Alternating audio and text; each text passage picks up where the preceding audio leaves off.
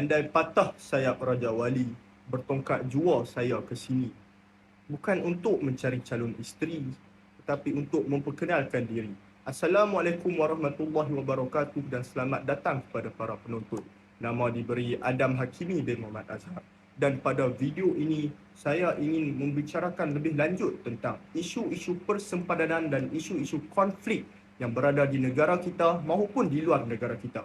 Baik, kenapa saya katakan isu-isu konflik semasa dalam negara kita maupun di luar negara kita amat penting untuk kita cakna bersama?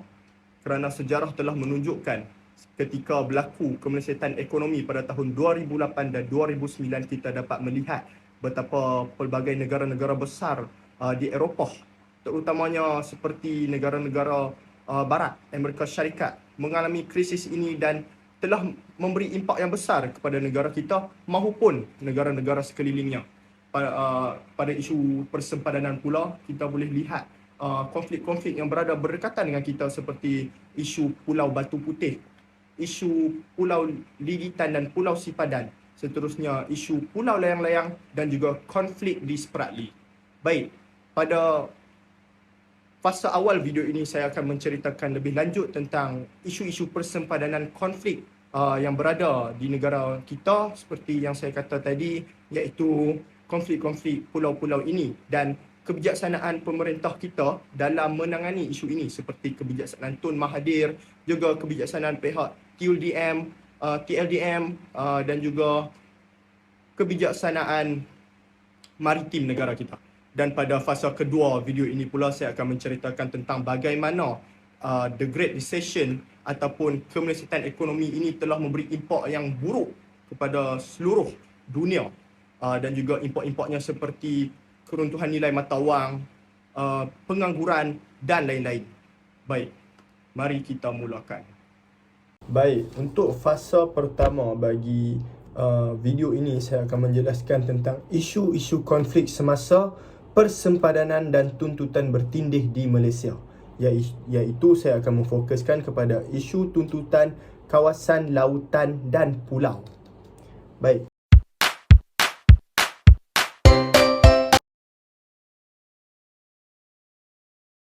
Baik, kita akan masuk. Yang pertama ialah sempadan maritim. Jadi apa itu sempadan maritim? Sempadan maritim merupakan pembahagian bayangan kawasan permukaan air berdasarkan kriteria fisiografi atau geopolitik. Ini merujuk kepada sebuah kawasan dalam sesuatu pulau ataupun permukaan yang boleh diambil ataupun dihakmilikkan oleh sesuatu negara yang ditetapkan oleh sempadannya. Biasanya digunakan oleh negara untuk menghadkan kawasan hak eksklusif negara seperti yang telah saya katakan, dan juga untuk mengambil sumber-sumber seperti mineral, biologi, termasuk ciri, had dan zon maritim itu sendiri. Garisan sempadan maritim ditetapkan pada jarak tertentu dan garis pantai suatu negara. Seperti di negara kita, negara jiran kita seperti Thailand, Indonesia dan Singapura, kita mempunyai sempadan tersebut. Meskipun istilah ini sering dikaitkan dengan Konvensyen Undang-Undang Laut yang diperkenalkan oleh PBB, ia juga berperanan dalam mengenal pasti pinggir perairan antarabangsa. Itu ialah pengenalan awal kepada apa itu sempadan maritim. Seterusnya kita akan bergerak kepada maklumat tambahan. Sempadan maritim ialah pembahagian kawasan air seperti wilayah zon bersempadan dan zon ekonomi eksklusif, tetapi tidak termasuk tasik atau sungai. Kerana tasik atau sungai ditetapkan sebagai zon darat pada asasnya dan sempadan maritim lebih memfokuskan kepada bahagian laut. Hal ini dikatakan demikian oleh kerana faktor serantau dan ciri-ciri seperti pulau dan dasar laut tenggelam yang mempengaruhi implikasi strategik dalam menetapkan penempatan garisan sempadan itu sendiri. Baik, seterusnya kita akan bergerak kepada siapa bertanggungjawab terhadap kesempadanan garisan laut. Proses persempadanan laut melibatkan pemanjangan semula jadi, ciri geologi dan wilayah terpencil. Sempadan kedudukan dibentuk oleh kontroversi yang sudah diselesaikan. had sempadan maritim dinyatakan dalam poligaris dan lapisan poligon kedaulatan serta kawalan. Maksudnya, sesebuah negara telah menetapkan sempadan yang dipersetujui oleh negara lain dan tidak boleh dicabar hak kedaulatannya. Berdasarkan garis dasar menurut UNCLOS melalui Konvensyen Undang-Undang Laut Pertubuhan Bangsa-Bangsa Bersatu, garis pangkal boleh menjadi garis air rendah, garis dasar lurus atau gabungan kedua-duanya. Baik, kita akan masuk kepada 3 isu yang saya telah sediakan di dalam slide ini. Yang pertama ialah tuntutan bertindih di Pulau Batu Putih, kemudian tuntutan bertindih di Pulau Layang-Layang, Pulau Ligitan dan Sipadan. Dan akhir sekali ialah ketegangan dan konflik Spratly.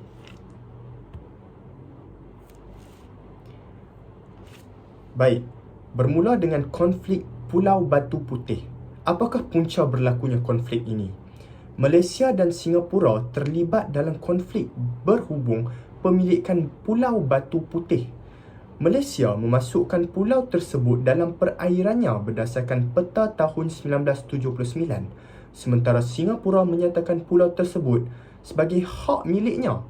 Perselisihan ini diselesaikan melalui Mahkamah Keadilan Antarabangsa pada tarikh 6 November 2007 di Belanda.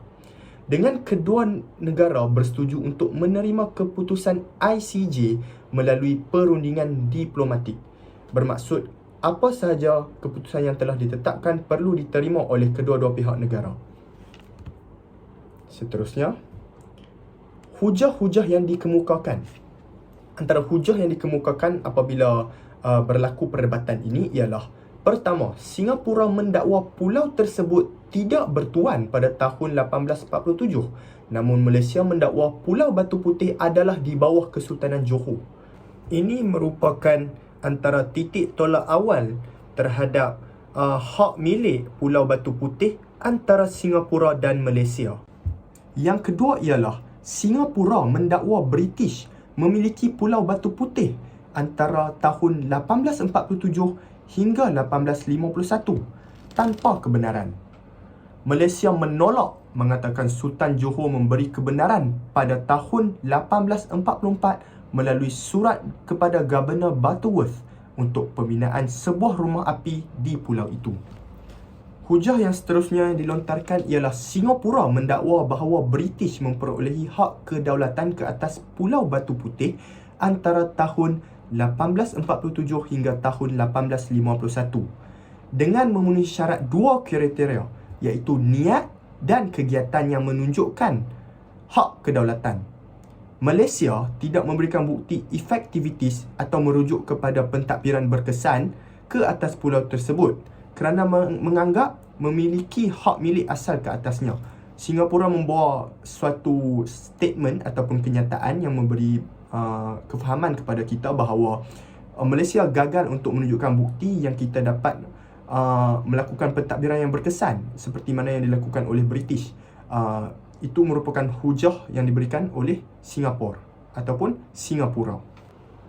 Baik, dan hujah terakhir yang dikemukakan ialah Singapura mendakwa pemangku setiausaha kerajaan Johor menulis surat rasmi yang menyatakan Johor tidak menuntut hak milik Pulau Batu Putih. Malaysia berhujah pula bahawa tindakan pegawai kerajaan itu tidak memberikan kesan undang-undang antarabangsa yang signifikan dalam kes ini. Malaysia mengatakan bahawa hujah yang dikemukakan oleh pihak Singapura tidak berasas dan tidak memainkan peranan penting dalam perdebatan terhadap pulau tersebut. Baik, kita akan ke slide seterusnya. Baik, pada bahagian ini saya bahagikan slide ini kepada 2 bahagian. Yang pertama ialah keputusan penghakiman Mahkamah Keadilan Antarabangsa dan yang kedua ialah kesimpulan daripada penghakiman tersebut. Pada bahagian keputusan penghakiman Mahkamah Keadilan Antarabangsa, kita ada 5 keputusan yang telah ditetapkan. Yang pertama ialah Singapura mempunyai hak ke atas Pulau Batu Putih dan Malaysia memiliki hak ke atas Pulau Batuan Tengah. Yang kedua, Malaysia tidak menunjukkan haknya ke atas Pulau Batu Putih selama lebih daripada 100 tahun, menyebabkan Singapura dapat hak kedaulatan terhadap Pulau Batu Putih. Yang ketiga, hak kedaulatan Pulau Batu Putih diakui bermula sebelum 1800 hingga 1840, hanya dalam tempoh masa 40 tahun. Dengan disokong oleh tindakan Sultan Johor dan perjanjian British Belanda pada tahun 1824 serta Treaty Crawford pada tahun 1824. Keputusan keempat ialah Mahkamah mengiktiraf kegiatan Singapura seperti penyiasatan ke atas kapal karam, permohonan kebenaran pegawai Malaysia dan tindakan Malaysia mendiamkan diri apabila Singapura mengibarkan bendera di Pulau Batu Putih. Singapura mempunyai hak kedaulatan ke atas Pulau Batu Putih sejak 1180 berdasarkan fakta-fakta yang dinyatakan dan hujah-hujah yang dilontarkan. Apakah kesimpulan daripada keputusan-keputusan ini? Kesimpulannya, Malaysia perlu menerima keputusan mahkamah meskipun pahit. Walaupun memperoleh hak milik Pulau Batuan Tengah, Malaysia sedang berusaha membuat rayuan terhadap keputusan tersebut. Pada pendapat saya, kita perlulah lebih tegas dan arif dalam bab ini untuk menjaga kedaulatan negara kita pada masa akan datang dan juga mengambil iktibar terhadap peristiwa yang telah terjadi ini dan memastikan kita sebagai rakyat Malaysia mempunyai pendirian yang tetap dalam hal ini. Seterusnya, kita akan melihat kepada tuntutan bertindih Pulau Legitan dan Pulau Sipadan. Legitan dan Sipadan adalah pulau di Sabah yang menarik perhatian penyelam rekreasi sejak akhir 1970-an. Kontroversi ini timbul apabila kedua-dua Malaysia dan Indonesia menuntut Pulau Sipadan disebabkan oleh kedudukannya di perairan Sabah. Indonesia membantah cadangan wilayah pelantar laut Malaysia yang merangkumi kedua-dua pulau tersebut. Setelah perdebatan panjang, kedua-dua negara bersetuju membawa kes ini ke Mahkamah Keadilan Antarabangsa ataupun ICJ yang telah kita katakan tadi. Dan pada 17 Disember 2002, ICJ memberikan hak kedaulatan terhadap Pulau Sipadan dan Pulau Legitan kepada Malaysia berdasarkan konsep penguasaan berkesan yang mana saya telah terangkan tadi, iaitu konsep effectiveness yang ditunjukkan oleh Britain sebelumnya. Jadi ini merupakan kejayaan yang besar dalam menunjukkan kedaulatan kita terhadap pulau-pulau ini dan juga memberi mesej kepada negara-negara luar supaya tidak mencabar kedaulatan Malaysia. Di sini saya sertakan kronologi ringkas terhadap isu ini. Yang pertama, pertikaian berpunca dari Pulau Sipadan dan Pulau Legitan di Laut Sulawesi antara Malaysia dan Indonesia disebabkan oleh kedudukan pulau ini yang berdekatan dengan Malaysia dan juga Indonesia. Rundingan dan Pertubuhan ASEAN gagal menyelesaikan pertikaian ini. Kes dibawa ke Mahkamah Keadilan Antarabangsa pada tahun 1998 dan pada 2022 keputusan hak kedaulatan kedua-dua pulau ini jatuh kepada Malaysia. Seterusnya, kita beralih kepada tuntutan bertindih Pulau Layang-Layang. Tun Dr. Mahathir Mohamad mengambil langkah penting dengan menjalankan proses pengambilan pemerintahan Pulau Layang-Layang yang kemudian diikuti dengan arahannya kepada TLDM untuk mengembangkan infrastruktur di pulau tersebut sebagai tanggapan terhadap klaim China atas sebahagian besar Laut China Selatan.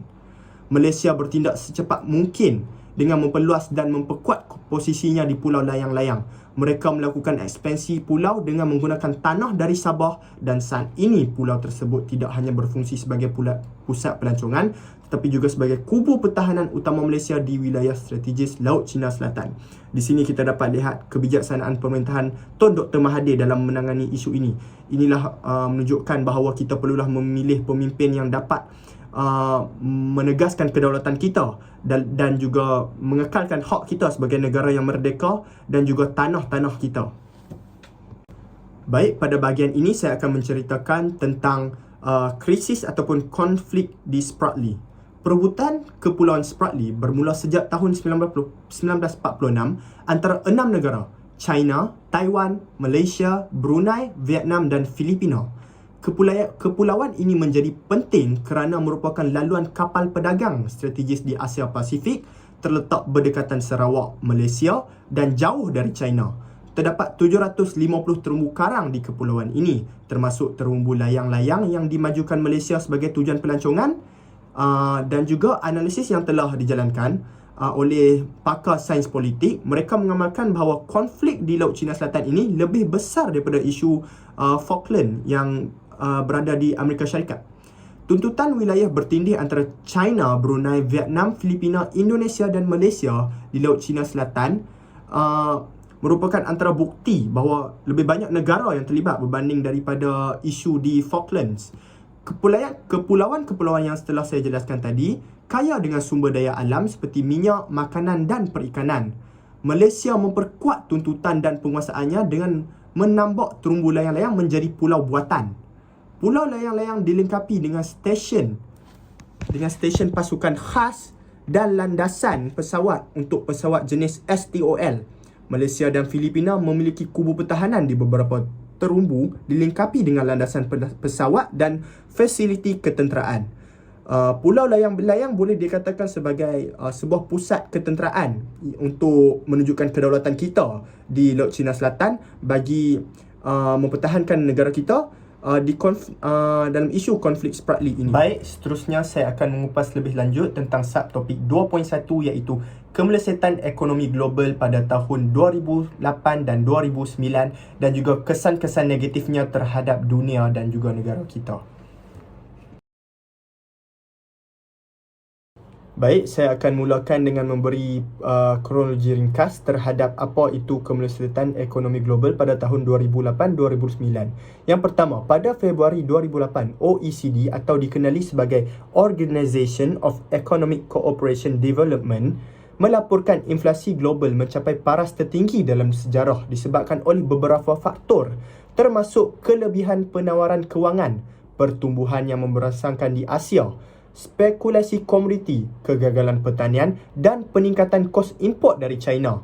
Kerutuhan beberapa bank utama di Amerika menyebabkan kebimbangan akan kemelesetan ekonomi yang berpanjangan. Kerajaan Amerika Syarikat mengalokasikan 700 bilion US dollar untuk pemulihan ekonomi serta menyelamatkan bank-bank utama dan pengeluar kereta besar-besaran. Krisis ekonomi global pada tahun 2008 yang bermula di Amerika Syarikat telah menular hampir ke seluruh dunia. Misalnya di negara Eropah seperti di Iceland dan juga di United Kingdom. Sistem kewangan negara itu hampir runtuh sepenuhnya sehingga Iceland terpaksa membuat pinjaman daripada negara-negara jiran. Tidak di negara luar saja, kesan negatif ini telah memberi kepada negara kita juga. Negara kita juga terkesan daripada keruntuhan ekonomi global ini. Baik, berikut merupakan antara kesan-kesan daripada The Great Recession ataupun kemelesetan ekonomi global. Yang pertama, yang paling jelas sekali ialah harga komoditi khususnya harga petroleum melambung tinggi. Dekad 2000 menyaksikan peningkatan harga komoditi utama selepas kemelesetan komoditi besar pada tahun 1980 hinggalah 2000. Namun, pada tahun 2008, pada Januari, harga minyak mencapai 100 US dollar setung. Untuk pertama kalinya, kemudian mencapai puncak 147 dolar setung pada bulan Julai sebelum kembali merosot. Seterusnya ialah inflasi melanda dunia. Pada Februari 2008, Reuters melaporkan inflasi global mencapai paras tertinggi dalam sejarah dengan kebanyakan negara menghadapi inflasi domestik tertinggi dalam 10 hingga 20 tahun. Penyebabnya termasuklah kelebihan bekalan wang global, pelonggaran kewangan oleh Rizal Persekutuan, pertumbuhan ekonomi yang didukung oleh dasar kewangan longgar di Asia, spekulasi komoditi, kegagalan pertanian seperti yang telah saya katakan tadi dan juga peningkatan kos import daripada China. Ini membuatkan peningkatan permintaan makanan dan komoditi bertambah menyebabkan inflasi melanda kebanyakan bahagian dunia ataupun negara dunia kerana makanan merupakan keperluan kita untuk hidup dan menjalankan aktiviti harian. Seterusnya ialah masalah pengangguran.